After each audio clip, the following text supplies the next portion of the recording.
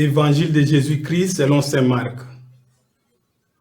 En ce temps-là, un lépreux vint auprès de Jésus.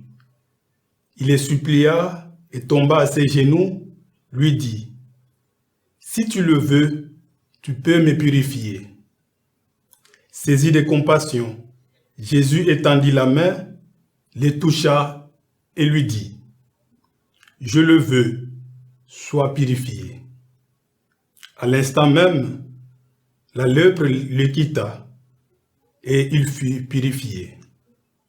Avec fermeté, Jésus le renvoya aussitôt en lui disant, « Attention, ne dis rien à personne, mais va te montrer au prêtre et donne pour ta purification ce que Moïse a prescrit dans la loi.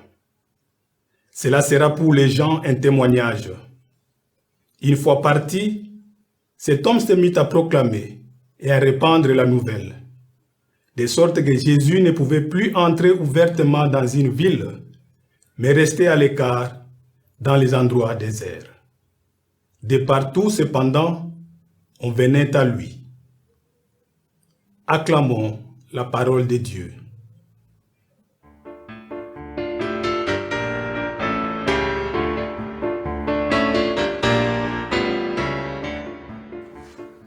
Les paroles du livre du Lévitique de la première lecture rappellent certaines prescriptions de la loi ancienne relatives aux maladies de la peau, à l'occurrence la lèpre.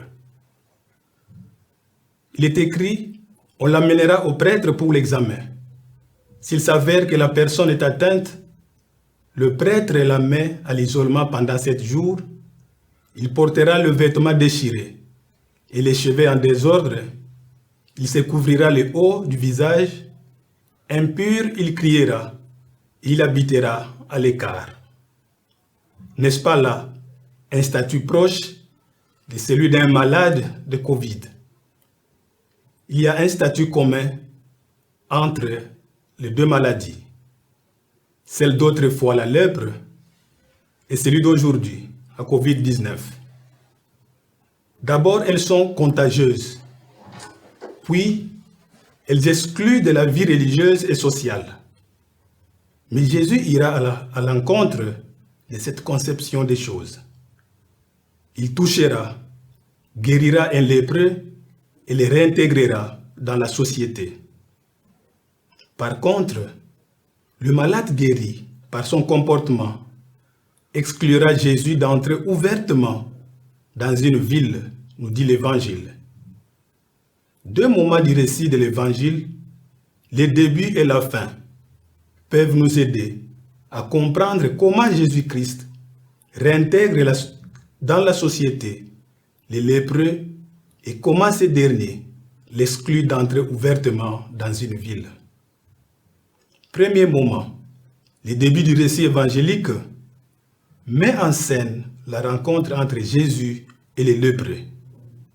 C'est ce dernier qui prend l'initiative, s'approche, tombe à genoux et supplie Jésus de le purifier.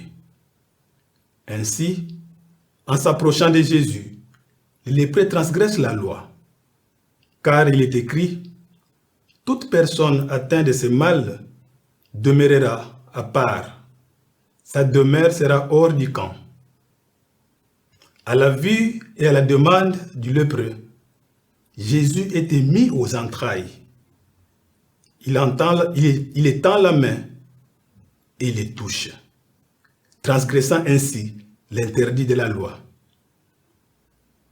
D'après les prescriptions de la loi, toucher un lépreux, c'était synonyme de contracter son impureté.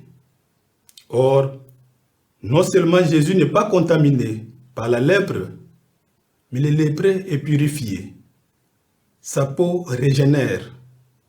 Aussitôt, en conformité avec la loi de Moïse cette fois-ci, Jésus envoie l'homme guéri chez le prêtre pour qu'il puisse reprendre sa place dans la société, qu'il redevienne un vivant parmi les vivants, un frère parmi les frères et sœurs.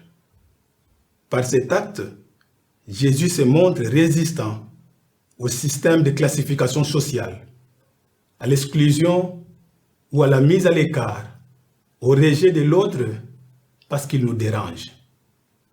Le visage de l'autre nous supplie. Sa présence bouscule l'exécution de nos programmes et de nos projets.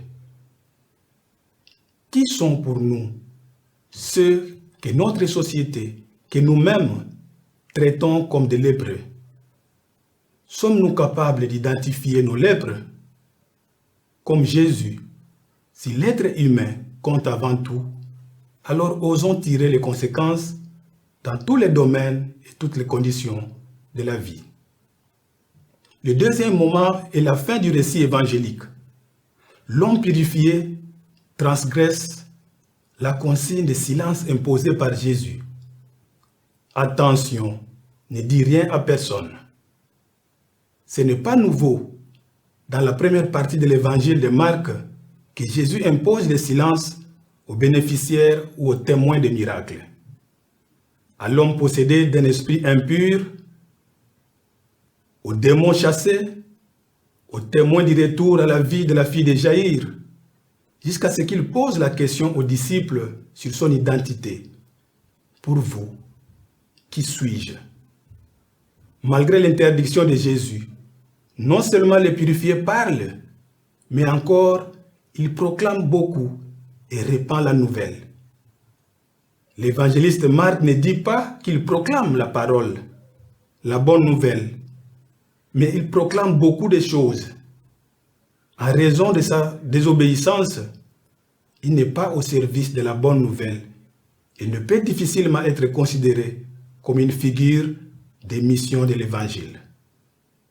À cause de cette parole diffusée, Jésus se trouve à son tour tel un lépreux, exclu. C'est-à-dire, il doit se mettre à l'écart dans le désert. Il ne peut plus entrer ouvertement dans une ville. Étant donné qu'il ne peut plus proclamer l'Évangile selon son vouloir, il prend néanmoins sur lui les souffrances et les humiliations des êtres rejetés. Il communique la vie, libère et prend sur lui les misères. Ne doutons pas du pouvoir qu'a Jésus de nous purifier socialement. Prenons courage, lèvons-nous, dérangeons-le et crions-lui nos demandes et celles du monde. Que le Seigneur nous aide à regarder le monde, les malades, les exclus de la société, comme il les voit, pour les transformer, les accueillir dans le monde comme il le veut.